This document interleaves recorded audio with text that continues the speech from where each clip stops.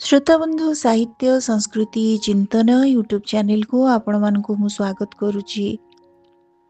जगतर नाथ जगन्नाथ कोटि ओडियांक मौड़मणि कोटि कैवल्यनाथ मणिमा महाप्रभु से भावर ठाकुर भावरे भावरे 12 मासरे 13 पर्व नाना जात महोत्सव मध्य तीन प्रमुख यात्रा दोल यात्रा चंदन यात्रा और श्री गुंडीचा यात्रा को नहीं बहु जन उच्चारित लोकप्रिय प्रचलित श्लोक हेउछि दोले च दोल गोविंदम चापे च मधुसूदनम रथे त्वं वामनम दृष्ट्वा पुनर्जन्म न विद्यते।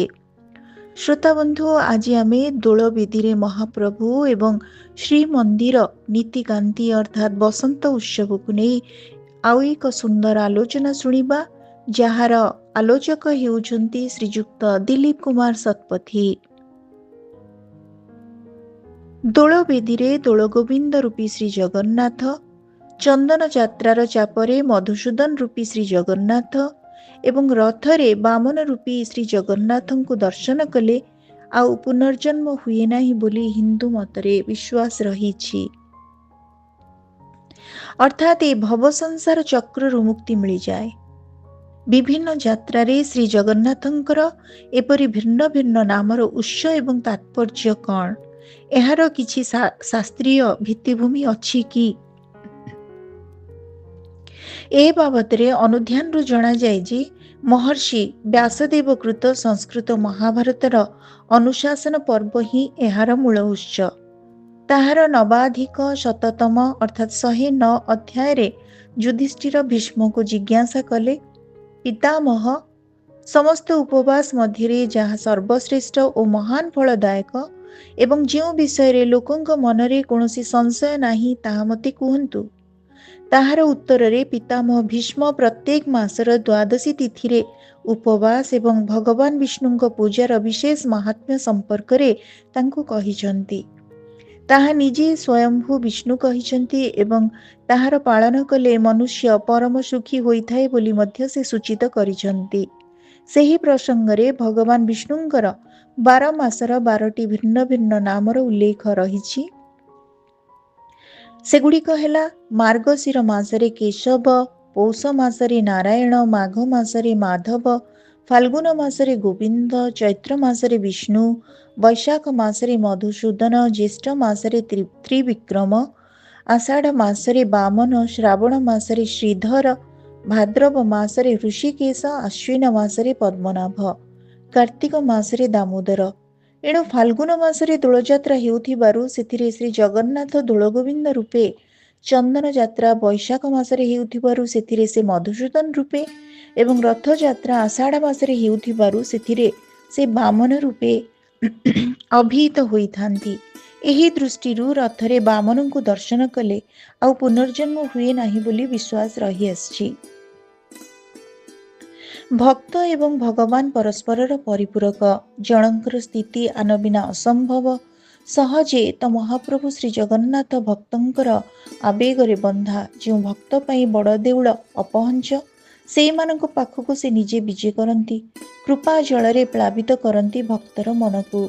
रथारूढ़ महाप्रभु दर्शन रे मिले परमानंद बेनी चक्षु हुए लोतक पूर्ण।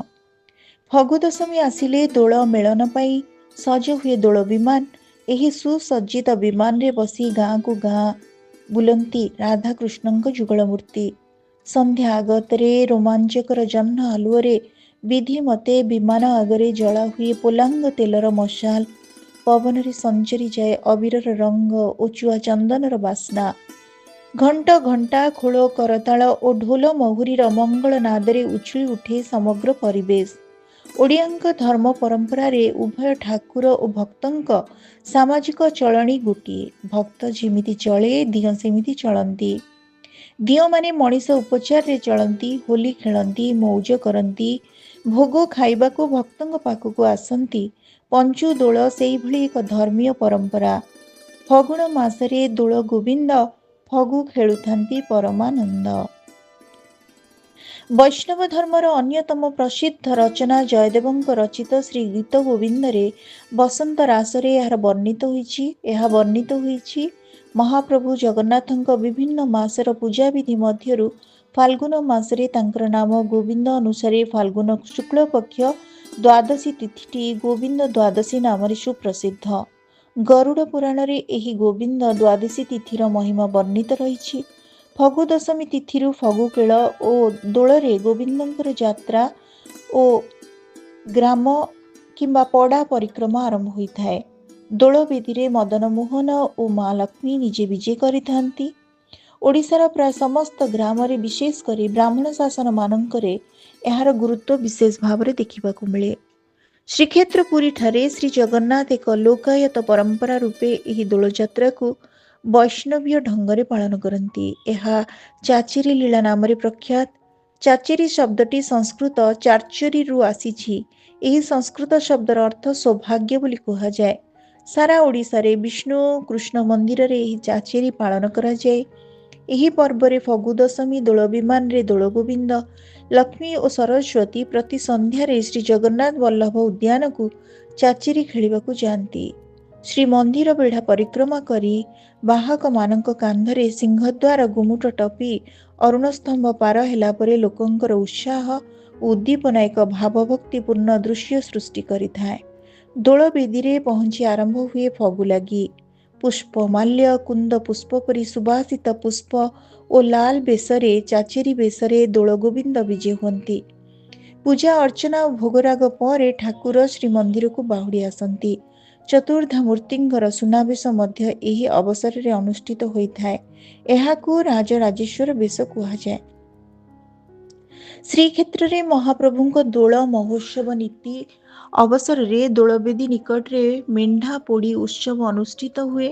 ଏହା ଏକ ପୌରାଣିକ କଥା ଅନୁସାରେ ଆଜି ବି ଏକ ପରମ୍ପରା ହୋଇ ରହିଯାଇଛି। ଏହି ନୀତି ପଛରେ ପୌରାଣିକ ଉପାଖ୍ୟାନ ହେଉଛି ଭଗବାନ ବିଷ୍ଣୁଙ୍କ ମହାନ ଭକ୍ତ ପ୍ରହ୍ଲାଦଙ୍କୁ ତାଙ୍କ ପିତା ହିରଣ୍ୟ କଶ୍ୟପ ହତ୍ୟା କରିବା ପାଇଁ ଚେଷ୍ଟା ଚଳାଇଥିଲା। ହେଲେ ପ୍ରହ୍ଲାଦ ଆଜନ୍ମ ବିଷ୍ଣୁ ଭକ୍ତ ହୋଇଥିବାରୁ ଏହି ଉଦ୍ୟମ ଫଳପ୍ରଦ ହେଉନଥିଲା। ହିରଣ୍ୟର ଭଉଣୀ ହୋଲିକା ବରପ୍ରାପ୍ତ ହୋଇଥିଲା ଯେ ଅଗ୍ନି ତାକୁ ଜଳାଇ ପାରିବ ନାହିଁ। ଏଣୁ ହୋଲିକା ଭାଇ କଶ୍ୟପର ଉଦ୍ଦେଶ୍ୟକୁ ପୂରଣ କରିବା ପାଇଁ ପ୍ରହ୍ଲାଦକୁ କୋଳରେ ଧରି ଅଗ୍ନିରେ ପ୍ରବେଶ କରିଥିଲେ। କିନ୍ତୁ ଫଳ ଓଲଟା ହୋଇଥିଲା। ହୋଲିକା ଅଗ୍ନିରେ ଦହନ ହୋଇଯାଇଥିବା ବେଳେ ପ୍ରହ୍ଲାଦ ଅଗ୍ନିଙ୍କ ଜ୍ୱାଳା ଉପରେ ବିଜୟ ଲାଭ କରିଥିଲେ। ମେଷ ବା ମେଣ୍ଢା ହେଲା ଅଗ୍ନିଙ୍କ ବାହନ। ଅଗ୍ନିଙ୍କ ବରଦାନ ହୋଲିକା ପାଇଁ ନିଷ୍ଫଳ ହୋଇଥିଲା। ଏହି ଭକ୍ତ ବତ୍ସଳତାକୁ ପ୍ରତିପାଦନ କରିବା ପାଇଁ ଶ୍ରୀମନ୍ଦିରରେ ମେଣ୍ଢା ପୋଡ଼ି ନୀତି ହୁଏ ବୋଲି ପ୍ରବାଦ ରହିଛି। ଏହି ନୀତି ପାଇଁ ମଧ୍ୟାହ୍ନ ଧୂପ ପରେ ଶ୍ରୀଦେବୀ ଭୂଦେବୀ ଓ ଦୋଳ ଗୋବିନ୍ଦଙ୍କୁ ଚାଚିରୀ ବେଶ କରାଯାଇଥାଏ।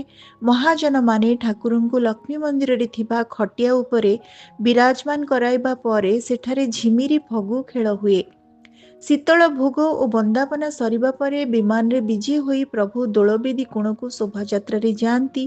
ସନ୍ଧ୍ୟା ସମୟରେ ସେବକ ଏବଂ ଭକ୍ତମାନେ ଘଣ୍ଟା ମୃଦଙ୍ଗ ଝାଞ୍ଜ ବାଦ୍ୟରେ ମସଗୁଲ ହୋଇଯାନ୍ତି। ପୂର୍ବରୁ ଘଷିରେ ମେଣ୍ଢା କୁଡ଼ିଆ ପ୍ରସ୍ତୁତ ଥାଏ। ଏଥିରେ ଅଗ୍ନି ସଂଯୋଗ କରାଯିବା ପରେ ଠାକୁରଙ୍କୁ ବିମାନରେ 7 ଥର ପରିକ୍ରମା କରାଯାଏ। ଦୋଳବେଦୀ ଉପରେ ହିଁ ସନ୍ଧ୍ୟା ଧୂପ ନୀତି ହୁଏ। ରାତି 9:30 ପରେ ଶ୍ରୀମନ୍ଦିରକୁ ବାହୁଡ଼ା ବିଜେ ହୁଏ। ପରେ ମଇଲମ ଓ ଚନ୍ଦନ ଲାଗି ବଡ଼ ସିଂହାର ବେଶ ଓ ଭୋଗ ହୋଇ ରାତ୍ର ପହଡ଼ ପରେ ମହାପ୍ରଭୁ ନିଦ୍ରା ଯାଆନ୍ତି। 1560 ଖ୍ରୀଷ୍ଟାବ୍ଦ ପୂର୍ବରୁ ମନ୍ଦିର ବେଢ଼ା ମଧ୍ୟରେ ବଡ଼ ଦେଉଳର ଦକ୍ଷିଣ ପୂର୍ବ ପାର୍ଶ୍ୱରେ ଦୋଳ ମଣ୍ଡପ ନିର୍ମାଣ କରାଯାଇଥିଲା ଏବଂ ଚତୁର୍ଦ୍ଧା ବିଗ୍ରହଙ୍କୁ ସେଠାକୁ ନିଆଯାଇ ଦୋଳଯାତ୍ରା ପାଳିତ ହେଉଥିଲା। କିନ୍ତୁ ସେହି ବର୍ଷ ଠାକୁରମାନେ ଦୋଳି ଖେଳିବା ବେଳେ ହଠାତ୍ ଦୋଳିର ଗୋଟିଏ ପଟ ଛିଣ୍ଡି ପଡ଼ିବା ଫଳରେ ବଳଭଦ୍ରଙ୍କ ବିଗ୍ରହର ଗୋଟିଏ ପଟ ହାତର କିଛି ଅଂଶ ଭଗ୍ନ ହୋଇଥିଲା। ଅନ୍ୟ ଏକ କାରଣ ଏହା ଯେ ଫଗୁ ଖେଳ ଯୋଗୁଁ ବିଭିନ୍ନ ରଙ୍ଗ ପଡ଼ି ବିଗ୍ରହ ଗୁଡ଼ିକର ସୌନ୍ଦର୍ଯ୍ୟ ନଷ୍ଟ ହେଉଥିବା ଯୋଗୁଁ ସେହି ଦୁର୍ଘଟଣା ପରଠାରୁ ଚତୁର୍ଦ୍ଧା ମୂର୍ତ୍ତିଙ୍କୁ ହୋଲି ଖେଳିବାରେ ବାରଣ ଆସିଲା। ସେହି ଦିନଠାରୁ ଜଗତର ନାଥଙ୍କର ପ୍ରତିନିଧି ସ୍ୱରୂପ ପିତ୍ତଳରେ ତିଆରି ଦୋଳ ଗୋବିନ୍ଦ ରାଧାରାଣୀଙ୍କ ପ୍ରତିନିଧି ଭାବେ ମା ଭୂଦେବୀ ଓ ଶ୍ରୀଦେବୀଙ୍କ ବିଗ୍ରହକୁ ଦୋଳବେଦୀ ନେବା ବିଧି ପ୍ରଚଳନ କରାଯାଇଛି। ପରେ ଅବଶ୍ୟ କପିଳେନ୍ଦ୍ର ଦେବ ମଣ୍ଡପର ସ୍ଥାନ ପରିବର୍ତ୍ତନ କରି ମନ୍ଦିର ବେଢ଼ାକୁ ଲାଗି ଉତ୍ତର ପୂର୍ବ କୋଣରେ ଦୋଳ ମଣ୍ଡପ ନିର୍ମାଣ କରିଥିଲେ। ହୋଲିକା ଦହନ ତଥା ହୋଲି ଖେଳକୁ ବସନ୍ତୋତ୍ସବ କୁହାଯାଏ କାରଣ ଏହା ବସନ୍ତକାଳୀନ ଉତ୍ସବ। ପୂର୍ବେ ମାଘ ଶୁକ୍ଳ ପଞ୍ଚମୀର ପରଦିନ କାମଦେବ ଓ ବସନ୍ତଙ୍କର ପୂଜା କରାଯାଉଥିଲା ଏବଂ ଉକ୍ତ ଉତ୍ସବକୁ ମଦନୋତ୍ସବ ତଥା ବସନ୍ତୋତ୍ସବ କୁହାଯାଉଥିଲା। ଅନ୍ୟ କେତେକ ଅଞ୍ଚଳରେ ଏହି ଉତ୍ସବ ଚୈତ୍ର ଶୁକ୍ଳ ଦ୍ୱାଦଶୀ ଠାରୁ ଆବଦ୍ଧ ହୋଇ ଚତୁର୍ଦ୍ଦଶୀ ଦିନ ସମ୍ପନ୍ନ ହେଉଥିଲା। ଏଥିରେ ବ୍ରତ ରଖିଥିବା ଲୋକେ କାମଦେବଙ୍କୁ ପୂଜା କରି ଗୀତବାଦ୍ୟ, ରାତ୍ରି ଜାଗରଣ ଓ ସ୍ତ୍ରୀ ପୁରୁଷ ସମ୍ମିଳନ ଉଦ୍ୟାନ ଆଦିରେ ଆମୋଦ ପ୍ରମୋଦ କରୁଥିଲେ। ସମ୍ଭବତଃ ଏହାର ଆଧୁନିକ ରୂପ ହୋଲିର ରଙ୍ଗ ଖେଳ ଅଟେ। ଆଜି ହୋଲିକା ଉତ୍ସବକୁ ବସନ୍ତୋତ୍ସବ କୁହାଯାଉଛି। ଆଗେ ହୋଲି ଖେଳର ପର୍ବକୁ ଚର୍ଚ୍ଚରୀ ଓ ଚର୍ଚ୍ଚରୀ ବିହାର ମଧ୍ୟ କୁହାଯାଉଥିଲା। ନାଟ ତାମସା ଓ ଆମୋଦ ପ୍ରମୋଦ କରିବାକୁ ଚର୍ଚ୍ଚରୀ କୁହାଯାଏ।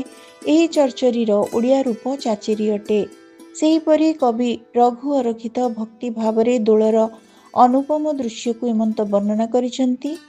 ପୁଷ୍ପ ଘିନି ଯିବାଗୋ ସଜନୀ ଦେଖିବା ବସନ୍ତ ଚାଚେରି, ପୁଷ୍ପ ଘିନି ଯିବାଗୋ ସଜନୀ ଦେଖିବା ବସନ୍ତ ଚାଚେରି, ରାଧାକୃଷ୍ଣ ଦୋଳି ଖେଳୁଛନ୍ତି ଉଡ଼ଇ କର୍ପୂର ଦୋଳି ଗୋ, ବଣର ମଲ୍ଲି ମାଳତୀ ସେବତୀ ବିବିଧ କୁସୁମେ ଗଭା, ଦକ୍ଷିଣ ମୂରତି ହୋଇ ଯଦୁପତି ଦୋଳ ମଣ୍ଡପରେ ଉଭା ଗୋ। ଏଥିରୁ ସ୍ପଷ୍ଟ ଯେ ଓଡ଼ିଶାରେ ହୋଲି ଭଳି ରଙ୍ଗ ଖେଳର ଉତ୍ସବ ଚାଚେରି ପାଳିତ ହେଉଥିଲା ବେଳେ ଦୋଳ ପୂର୍ଣ୍ଣିମା ପୂର୍ବ ଦିନ ହିଁ ଫଗୁ ଖେଳ ହେଉଥିଲା। ତେବେ ଆଜିକାଲି ଓଡ଼ିଶାରେ ଦୋଳ ପୂର୍ଣ୍ଣିମା ପରଦିନ ହୋଲି ଖେଳା ହେଉଛି। ସାଧାରଣତଃ ଝୁଲା, ଦୋଳି, ହାନ୍ଦୋଳା, ଜାଲ ମୁଣା, ଖୁଣ୍ଟୁଣି, ଡୋଲି ବା କୁଡ଼ମି, ଠାକୁରଙ୍କ ବିମାନ ଓ ଦୋହଲେଇବାକୁ ଦୋଳ କୁହାଯାଏ। ଏହି ଦୋଳ ଶବ୍ଦରୁ ଦୋଳ ପର୍ବର ନାମକରଣ ହୋଇଛି। ଦୋଳ ପର୍ବ କେତେ ପ୍ରାଚୀନ ତାହା ସ୍ପଷ୍ଟ। ତେବେ ଗବେଷକଙ୍କ ମତରେ ପଦ୍ମପୁରାଣ, ସ୍କନ୍ଦ ପୁରାଣ, ହରିଭକ୍ତ ବିଳାସ, ବ୍ରହ୍ମାଣ୍ଡ ପୁରାଣ, ଗୋପାଳ ଓଗାଳ, ଋତୁ ସଂହାର, ନୀଳାଦ୍ରି ଅର୍ଜନ ଚନ୍ଦ୍ରକାୟା, ଲିଙ୍ଗ ପୁରାଣ ଓ ଶତାନନ୍ଦ ସଂଗ୍ରହରେ ଅନଙ୍ଗୋତ୍ସବ ବା ଦୋଳୋତ୍ସବ କଥା ବର୍ଣ୍ଣିତ ହୋଇଛି। ସବୁଠାରୁ ସ୍ପଷ୍ଟ ଭାବରେ ଶତାନନ୍ଦ ସଂଗ୍ରହରେ ଦୋଳ ଉତ୍ସବ କଥା ବର୍ଣ୍ଣିତ ହୋଇଥିବା ଜଣାଯାଏ।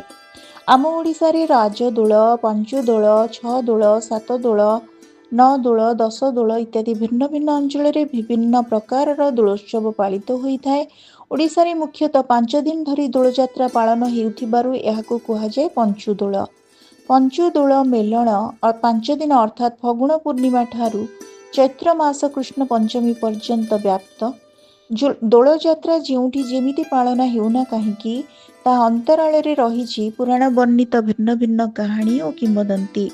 ଶ୍ରୀମଦ୍ ଭାଗବତ ବର୍ଣ୍ଣନା ଅନୁଯାୟୀ ଦୋଳଯାତ୍ରା ହେଉଛି ଗୋପୀମାନଙ୍କ ସହ ରାଧା ଦାମୋଦରଙ୍କ ରଙ୍ଗ ପିଚକାରୀ ଖେଳିବା ରାସଲୀଳାର ଏକ ସୁନ୍ଦର ସ୍ମୃତି ଚାରଣ। ଅନ୍ୟ ଏକ ପୌରାଣିକ ଆଖ୍ୟାନ ଅନୁଯାୟୀ ଭଗବାନ ଶ୍ରୀକୃଷ୍ଣ ମଥୁରା ନରେଶ ମହାପ୍ରତାପୀ କଂସ ଦ୍ୱାରା ପ୍ରେରିତ ରାକ୍ଷସୀ ପୁତନାର ବିଷ ମିଶ୍ରିତ ସମସ୍ତ ଦୁଗ୍ଧ ସହିତ ତାର ପ୍ରାଣ ମଧ୍ୟ ଶୋଷି ନେଇଥିଲେ। କୃଷ୍ଣଙ୍କୁ ମାରିବା ଚକ୍ରାନ୍ତରେ ନିଷ୍ଫଳ ହୋଇ ପୁତନା ମୃତ୍ୟୁବରଣ କଲା, କିନ୍ତୁ କୃଷ୍ଣ ନୀଳବର୍ଣ୍ଣ ପାଲଟିଗଲେ। ରାଧାରାଣୀଙ୍କ ନୟନ ଯୁଗଳରେ ନିଜର ରୂପ ଦେଖି ବିଳାପ କଲେ। ମା ଯଶୋଦାଙ୍କୁ ନିଜର ବର୍ଣ୍ଣର କାରଣ ପଚାରିଲେ। ମଧୁସୂଦନଙ୍କୁ ଖୁସି କରିବାକୁ ଯାଇ ତାଙ୍କ ତନକୁ ବିଭିନ୍ନ ରଙ୍ଗରେ ରଙ୍ଗାୟିତ କରିବା ସହିତ ପରସ୍ପର ମଧ୍ୟରେ ରଙ୍ଗ ଖେଳରେ ମାତି ଉଠିଥିଲେ ବ୍ରଜବାସୀ। ତେବେ ପୁତନା ବଧ ହେଉ କିମ୍ବା ହୋଲିକା ଦହନ ହେଉ, ପ୍ରତ୍ୟେକଟି ପୌରାଣିକ ଉପାଖ୍ୟାନର ଅନ୍ତରାଳରେ ରହିଛି ଅସତ୍ୟ ଉପରେ ସତ୍ୟର ପ୍ରତୀକାତ୍ମକ ବିଜୟର ସଂକେତ। ମାତ୍ର ଜନମାନସକୁ ଯେଉଁ କଥାଟି ଅଧିକ ଆହ୍ଲାଦିତ କରେ ତାହା ହେଉଛି ପ୍ରେମମୟ କୃଷ୍ଣ ଓ ପ୍ରେମମୟୀ ରାଧାଙ୍କ ମନରେ ଆଧ୍ୟାତ୍ମିକ ପ୍ରୀତିର ମହକ। ଏଠାରେ ଉଲ୍ଲେଖଯୋଗ୍ୟ ଯେ ହୋଲିକା ଦହନ ତାମସିକ, କୌଣସି ବ୍ୟକ୍ତି ବିଶେଷକୁ ଅଗ୍ନି ଦ୍ୱାରା ଜୀବିତାବସ୍ଥାରେ ଜାଳିଦେବା ତାମସିକ ବିଚାରଧାରା। ହୋଲି ଖେଳ ରାଜସିକ, ବସନ୍ତୋତ୍ସବ ମଦନୋତ୍ସବ ନାମରେ ଖ୍ୟାତ ହୋଲି ଖେଳ ରାଜସିକ ଅଟେ। ଦୋଳ ସାତ୍ତ୍ୱିକ। ଉତ୍ତର ଓ ପଶ୍ଚିମ ଭାରତୀୟଙ୍କ ପରି ଦୋଳୋତ୍ସବ ରଜ ଅଶ୍ଳୀଳ ଗୀତ ଗାୟନ କରାଯାଏ ନାହିଁ, ବରଂ ଶ୍ରୀ ରାଧାକୃଷ୍ଣଙ୍କର ସାତ୍ତ୍ୱିକ ପୂଜା କରାଯାଇଥାଏ। ଶ୍ରୀ ଚୈତନ୍ୟ ଦେବଙ୍କ ଜନ୍ମ ଦୋଳ ପୂର୍ଣ୍ଣିମାରେ ହୋଇଥିବାରୁ ଗୌଡ଼ୀୟ ମତାବଲମ୍ବୀ ଭକ୍ତଗଣ ଏହି ଦିନଟିକୁ ମହୋତ୍ସବର ଦିନ ରୂପେ ପାଳନ କରିଥାନ୍ତି। ଶ୍ରୀ ଚୈତନ୍ୟଙ୍କ ଉତ୍କଳ ଆଗମନ ପରେ ଓଡ଼ିଶାରେ ଶ୍ରୀ ରାଧାକୃଷ୍ଣ ପୂଜା ଉତ୍ସବ ପାଳନ ଅତ୍ୟନ୍ତ ଲୋକପ୍ରିୟ ହୋଇଥିଲା। ପାରସ୍ପରିକ ସ୍ନେହ, ଶ୍ରଦ୍ଧା, ଭଲ ପାଇବା ଓ ସୌହାର୍ଦ୍ଦ୍ୟର ପ୍ରତୀକ ହେଉଛି ହୋଲି ଖେଳ। କର୍ମବ୍ୟସ୍ତ ତେଲ ଲୁଣର ସଂସାର ହେଉ ବା କର୍ମକ୍ଷେତ୍ରର ଗୁରୁଦାୟିତ୍ୱ ହେଉ, ପ୍ରାୟତଃ ସମସ୍ତେ କିଛି ସମୟ କାଢ଼ିଥାନ୍ତି ରଙ୍ଗ ଓ ଆନନ୍ଦର ମହାପାର୍ବଣ ହୋଲିରେ ନିଜକୁ ସାମିଲ କରିବା ପାଇଁ। ଓଡ଼ିଆ ଜନଜୀବନରେ ହୋଲିର ସ୍ଥାନ ସ୍ୱତନ୍ତ୍ର। ଏହି ଦିନ ବନ୍ଧୁ ବାନ୍ଧବ, ଭାଇ ଭଗାରୀ, ଶତ୍ରୁ ମିତ୍ର ସମସ୍ତେ ସମସ୍ତ ହିଂସା, ଦ୍ୱେଷ, ଅହଙ୍କାର ତ୍ୟାଗ କରି ହୋଲିର ରଙ୍ଗ ଭିତରେ ନିଜ ଜୀବନକୁ ରଙ୍ଗାୟିତ କରିବା ପାଇଁ ଚେଷ୍ଟିତ ହୋଇଥାନ୍ତି। ସମ୍ପ୍ରତି ମାନବୀୟ ମୂଲ୍ୟବୋଧର ଏକ ସନ୍ଧିକ୍ଷଣରେ ପହଞ୍ଚିଥିବା ସମୟରେ ହୋଲିର ପବିତ୍ର ରଙ୍ଗ ସମସ୍ତଙ୍କ ଜୀବନର ଦାୟିତ୍ୱବୋଧକୁ ରଙ୍ଗୀନ କରିପାରୁଛି, ଏହା କ'ଣ କମ୍ କଥା? ଶ୍ରୋତାବନ୍ଧୁ, ଆଜି ଆମେ ଶୁଣୁଥିଲେ ବିଶିଷ୍ଟ ଆଲୋଚକ ଶ୍ରୀଯୁକ୍ତ ଦିଲ୍ଲୀପ କୁମାର ଶତପଥୀଙ୍କ ଦ୍ୱାରା ଲିଖିତ ଆଲୋଚନା, ଯାହାର ଶୀର୍ଷକ ଥିଲା ଦୋଳ ବେଦୀରେ ମହାପ୍ରଭୁ ଏବଂ ଶ୍ରୀମନ୍ଦିର ନୀତିକାନ୍ତି। ଆଜିର ଏହି ଆଲୋଚନା ଆପଣମାନଙ୍କୁ କେମିତି ଲାଗିଲା? ଆପଣମାନଙ୍କ ମତାମତ ଅପେକ୍ଷାରେ ରହୁଛି। ଧନ୍ୟବାଦ।